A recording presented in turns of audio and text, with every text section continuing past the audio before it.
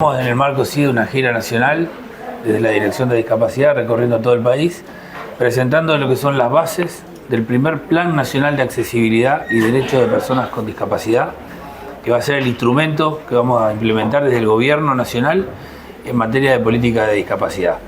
Este plan consiste en 10 lineamientos que tiene un marco normativo, justamente la Ley Nacional, la Convención de Derechos de Personas con Discapacidad.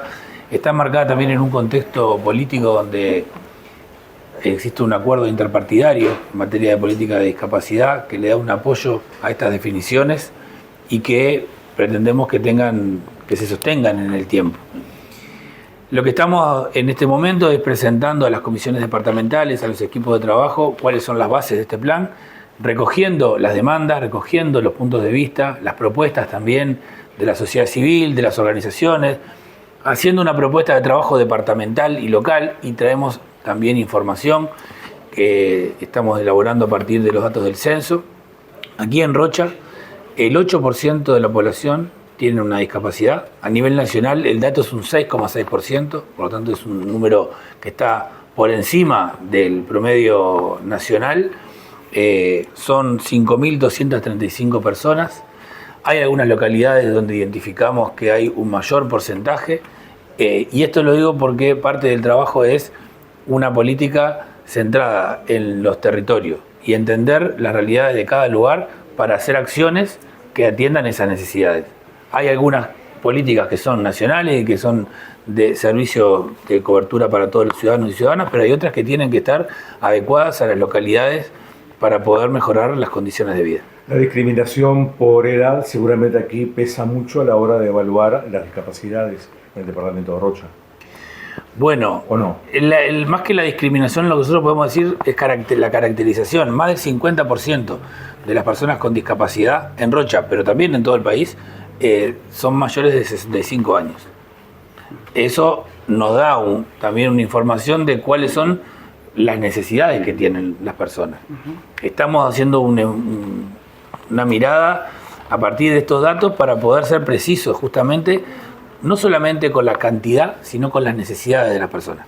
La especificidad de la discapacidad. Eso es clave para poder hacer políticas de precisión. Tenemos que entender cuál es el tipo de discapacidades que tiene, cuál es la etapa vital en la que está transcurriendo, y en función de eso, y en función de la localidad de donde vive, poder hacer acciones que le permitan a las personas desde salir de su casa e ir hasta la plaza, hasta conseguir un trabajo, acceder a la educación. Un dato importante, lo que tiene que ver con la brecha que existe a nivel social en la discapacidad, aquí en Rocha, es que las personas que nunca accedieron al sistema educativo y no tienen discapacidad son el 2%. Cuando eso se mira con las personas con discapacidad, aumenta un 6%. Es decir, esa distancia que hay por vivir con una discapacidad en el acceso a los servicios es una constante que se repite en indicadores vinculados a la economía, a la educación, al trabajo, a otras realidades, y nuestro plan y la política que vamos a llevar adelante tiene que ver con disminuir esa brecha y con garantizar derechos. En el marco del presupuesto nacional, y en la complejidad que tiene este tipo de protección de la ley, ¿hay recursos suficientes como para poder salir adelante en este proyecto muy ambicioso? Porque ahora esto se convierte en un instituto, ¿no? Bueno, el proyecto justamente de presupuesto incorpora un componente de la nueva institucionalidad, que es por primera vez la creación de un Instituto Nacional de la Discapacidad. Va a estar al rango de Dirección Nacional dentro del Ministerio de Desarrollo Social. Y posteriormente, el año que viene además, se va a presentar un proyecto integral que crea un ámbito supraministerial, una Junta Nacional de Políticas de Discapacidad, jerarquiza la participación social también, con una Comisión Nacional de Participación y comisiones departamentales, para darle un soporte a justamente este cambio que se quiere plantear en estos próximos 5 años, que es un cambio profundo. Ahora, hasta que no haya un presupuesto concretado, me imagino que debe ser bastante difícil, pero nuestra pregunta tiene que ver con la accesibilidad de la ciudad, las accesibilidades del departamento, donde se nota aquí que hay planteos y necesidades, ¿no? Totalmente. La accesibilidad es uno de los lineamientos de este plan. La competencia principal en lo que tiene que ver con la normativa de construcción, con el urbanismo, está adjudicada a las intendencias departamentales. Tenemos previsto reunirnos con la intendencia en esta visita, lo estamos haciendo con todas las intendencias del país. Incluso a fin de mes nos vamos a reunir con la Comisión Interdepartamental de Discapacidad del Congreso de Intendentes para trabajar en conjunto estos temas y establecer planes de accesibilidad en los departamentos, donde se hagan obras en los circuitos del uso de las veredas, pero también los espacios públicos, los temas del transporte, de la comunicación accesible, para justamente generar transformaciones que son imprescindibles para que la gente pueda circular. Estamos hablando del aspecto estatal, intendencias, ministerios, en fin. ¿Qué pasa con los privados? Las empresas en su mayoría no tienen accesibilidad. Bueno, a nivel de las empresas, lo que hay instrumentos que tienen que ver con el empleo, que promueven el empleo de personas con discapacidad, y muchas empresas están obligadas a la contratación. Ahí hay distintas estrategias para que las empresas como servicios puedan transformarse.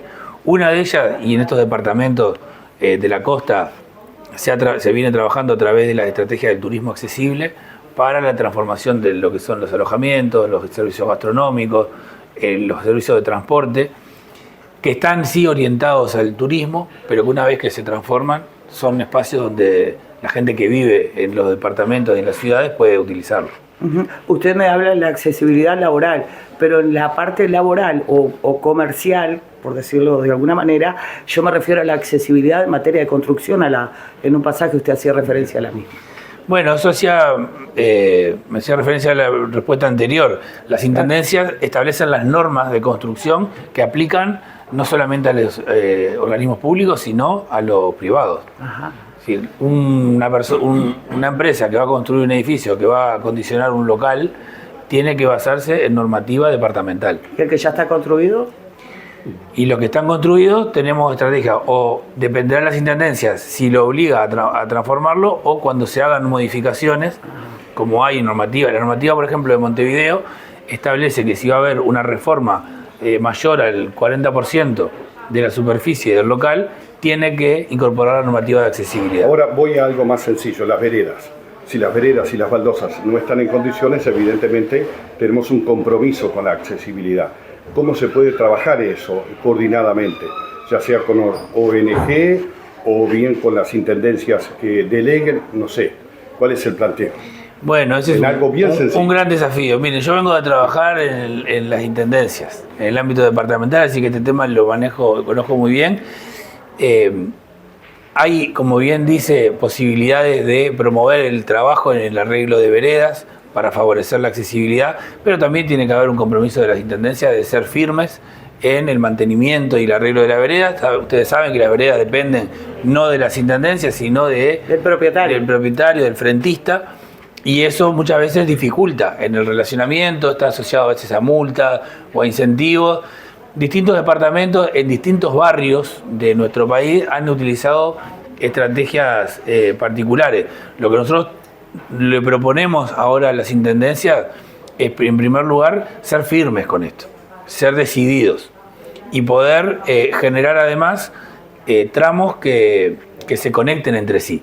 De nada nos sirve tener en una cuadra pedazos de vereda rota y pedazos arreglada. Tiene que poder ser toda la cuadra. Y tiene que además ser trayectos donde las personas puedan circular, que no sea solamente una cuadra. Con esa mirada que lo tiene el municipio, que lo tiene el gobierno departamental, es que necesitamos intervenir para que la gente pueda salir de su casa, porque lo que está en juego es eso.